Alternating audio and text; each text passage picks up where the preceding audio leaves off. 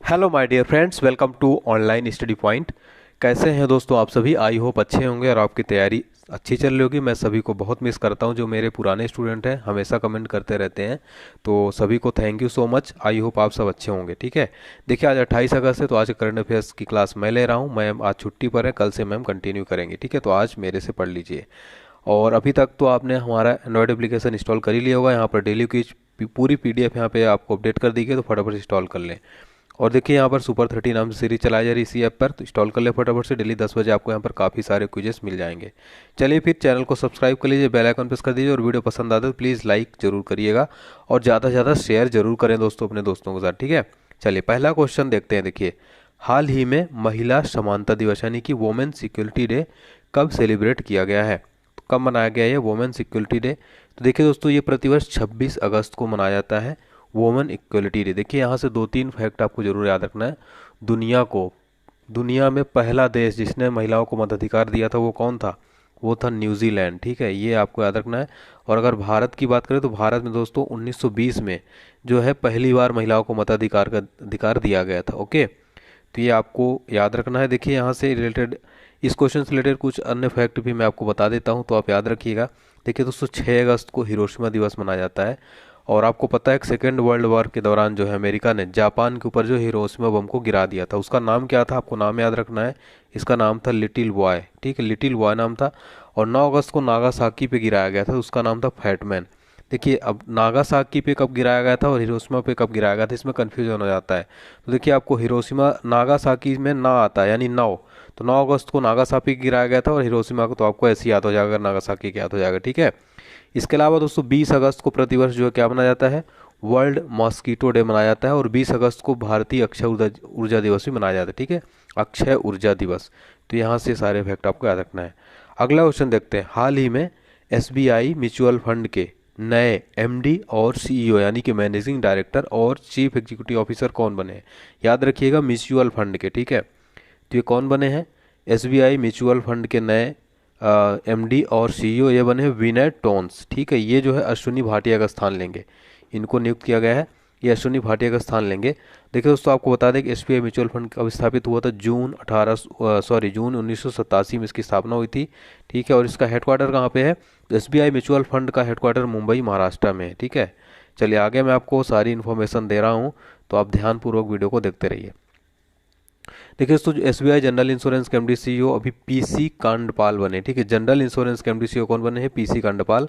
और SBI card के MD CEO भी हाल ही में बने हैं अश्विनी कुमार तिवारी। एक फैक्ट जो हरदम एग्जाम में हमेशा पूछा जाता है कि ऑस्ट्रेलिया के विक्टोरिया में अपनी ब्रांच खोलने वाला पहला, विश्व का पहला भारतीय बैंक कौन बना है? तो एसबीआई है। और आपको पता होगा कि एसबीआई जो है भारत का सबसे बड़ा सार्वजनिक बैंक है। ठीक है, भारत का सबसे बड़ा सार्वजनिक बैंक है। इसकी स्थापना कब हुई थी एसबीआई की? 1 जुलाई 1955 की इसकी स्थापना हुई थी। वर्तमान में इसके चेयरमैन कौन है एसबीआई के? तो वर्तमान में एसबीआई के चेयरमैन है रजनीश कुमार। ठीक है, मुख्यालय कहाँ पे है? मुंबई महाराष्ट्र में। ठीक है, देखिए इसकी टोटल ब्रांचेस की बात करें तो वर्तमान में भारत में लगभग 22,141 ब्रांचेस हैं। तो ये कुछ इंपॉर्टेंट फैक्ट जो एसबीआई से रिलेटेड आपको जरूर याद रखना है। तो एसबीआई म्यूचुअल फंड के नए एमडी सीईओ कौन बने हैं? विनय टोन्स बन गए हैं। ठीक है, विनय टोन्स। और मैंने आपको बताया भी कि पीके कांडपाल जो हैं ये क्या बने अभी हाल ही में? तो पीके कांडपाल जो बने एसबीआई जनरल इंश्योरेंस के एमडी सीईओ बने। ठीक है, चलिए अश्विनी तिवारी कौन बने अभी हाल ही में? तो अश्विनी कुमार तिवारी एसबीआई कार्ड के एमडी सीईओ हैं। चलिए अगला क्वेश्चन देखते हैं। देखिए यहाँ पर लास्ट 6 मंथ का करंट अफेयर्स, इसमें टॉप 800 क्वेश्चन है, साथ में पूरे डिटेल के साथ दिया गया है। और सभी एग्जाम्स के लिए जो आपके अपकमिंग एग्जाम होने वाले हैं, Delhi constable police, UPSI, Bihar दरोगा, एनटीपीसी, एसएससी, सभी के बहुत यूजफुल है करंट अफेयर्स पीडीएफ है। मात्र 60 रुपये है। डिस्क्रिप्शन बॉक्स में आप लिंक है, वहाँ से परचेज कर सकते हैं। अगला क्वेश्चन फटाफट से देखते हैं। किसानों की साख का आकलन करने के लिए उपग्रह डाटा के उपयोग को शुरू करने वाला भारत का पहला बैंक कौन बना है? तो देखिए दोस्तों, किसानों को क्रेडिट योग्यता के आकलन के द्वारा सैटेलाइट डाटा की जो है स्टार्टिंग किसने की है? आईसीआईसीआई बैंक ने किया है। ठीक है, आईसीआईसीआई बैंक ने। आईसीआईसीआई बैंक का फुल फॉर्म क्या होता है पता है क्या आपको? Industrial credit and investment corporation of India. ठीक है, तो आपको याद रखना है। तो इसने शुरू किया है। ठीक है, अभी हाल ही में दोस्तों आईसीआई ने वॉइस बैंकिंग सुविधा की भी शुरुआत की है। ठीक है, और इसके अलावा आईसीआई बैंक ने दोस्तों इंस्टाफ्लेक्स कैश नाम से ओवरड्राफ्ट सुविधा भी अभी हाल ही में शुरू किया है। तो दो तीन फैक्ट यहाँ से करंट अफेयर से रिलेटेड आपको जरूर याद रखना है। और देखिए आईसीआई बैंक से रिलेटेड मैं आपको कुछ इंपॉर्टेंट और फैक्ट बता देता हूँ। आईसीआई बैंक की स्थापना कब हुई थी दोस्तों? तो इसकी स्थापना हुई थी 5 जनवरी 1994 में। ये भी क्वेश्चन एग्जाम में पूछा जाता है, ठीक है। और देखिए दोस्तों आईसीआई बैंक के जो वर्तमान में चेयरमैन है वो गिरीश चंद्र चतुर्वेदी हैं, और एमडी और सीईओ हैं संदीप बख्शी। किसी भी बैंक से रिलेटेड अगर कुछ क्वेश्चन बने तो यही बनता है, एसबीआई के मतलब किसी भी बैंक के चेयरमैन एमडी सीईओ कौन है, ठीक है। तो ये आपको यहाँ से इतने फैक्ट भी याद रखना है। इसका हेडक्वार्टर कहाँ पे है? मुंबई महाराष्ट्र में इसका हेडक्वार्टर है, ठीक है। चलिए तो अगला क्वेश्चन देखते हैं फटाफट से। कौन सा देश ब्रिक्स खेल 2021 की मेजबानी करेगा? ठीक है, ब्रिक्स। तो ये कौन सा कंट्री करेगा ब्रिक्स खेल 2021 की मेजबानी? इसका राइट आंसर हो जाएगा दोस्तों भारत करेगा, ठीक है। यहाँ पे ऑप्शन डी यहाँ पे करेक्ट हो जाएगा।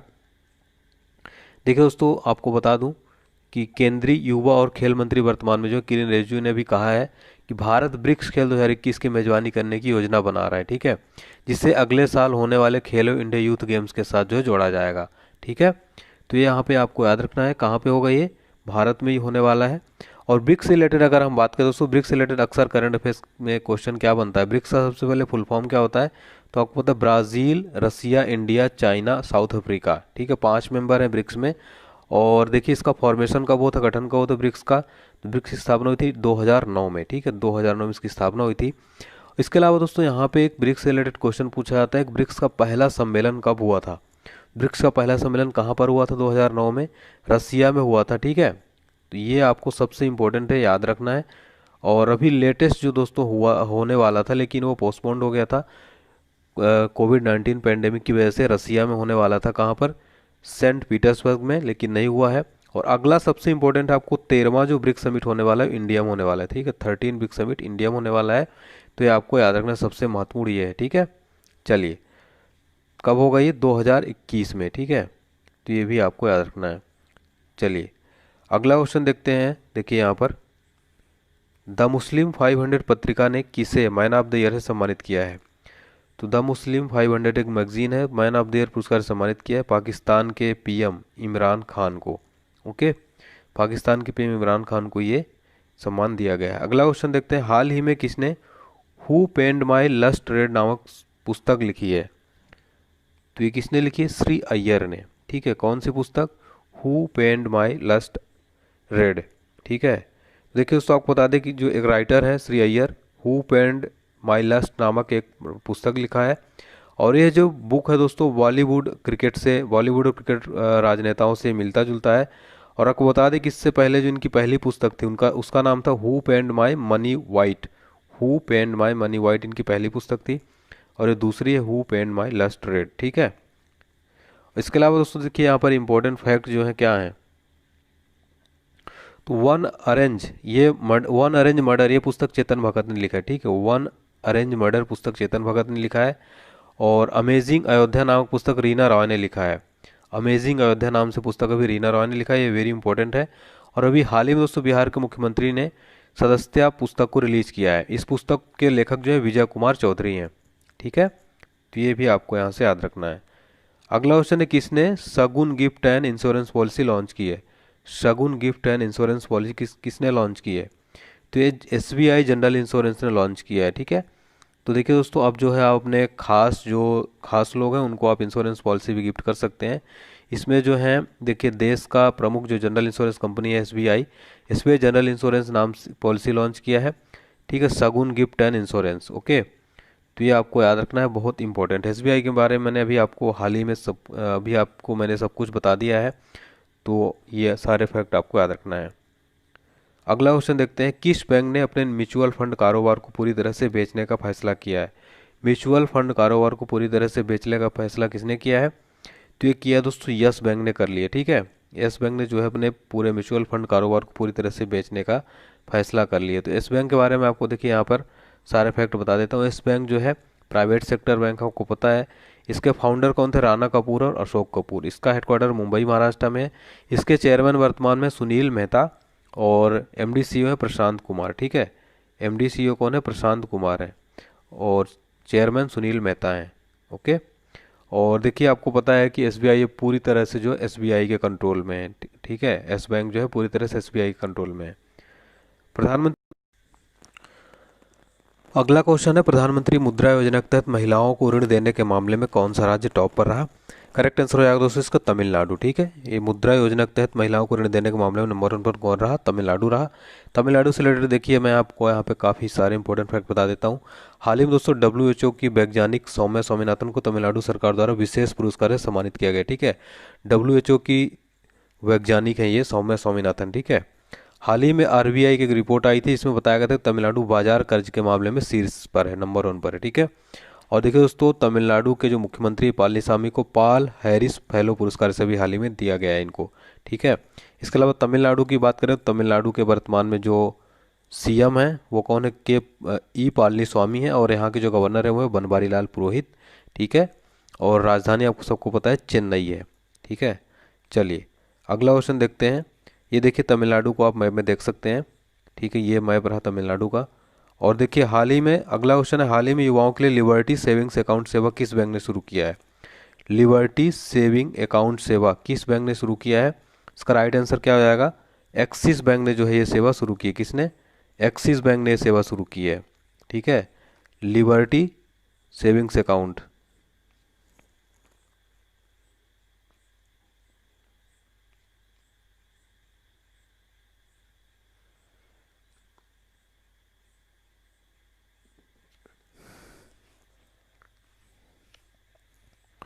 देखिए अगला क्वेश्चन है, हाल ही में युवाओं के लिए लिबर्टी सेविंग्स अकाउंट सेवा किस बैंक ने शुरू किया है? इसका राइट आंसर क्या होगा दोस्तों? Axis bank. ठीक है, तो एक्सिस बैंक ने दोस्तों यूथ और डिजिटल इच्छुक भारतीयों को बदलती जीवन शैली के लिए लिबर्टी सेविंग्स अकाउंट शुरू किया है। इसमें जो है प्रतिवर्ष दोस्तों 20,000 रुपये के अस्पताल नगद बीमा कवर करता है ये। ठीक है, और कोविड-19 के लिए भी इसमें जो है अस्पताल खर्चों को कवर किया जाएगा। ठीक है, और देखिए दोस्तों एक्सिस बैंक का हेडक्वार्टर मुंबई में है। इसके MD अमिताभ चौधरी हैं, और इसके एक्सिस बैंक का टैगलाइन क्या है? बढ़ती का नाम जिंदगी। तो सारे फैक्ट आपको यहाँ से याद रखना है।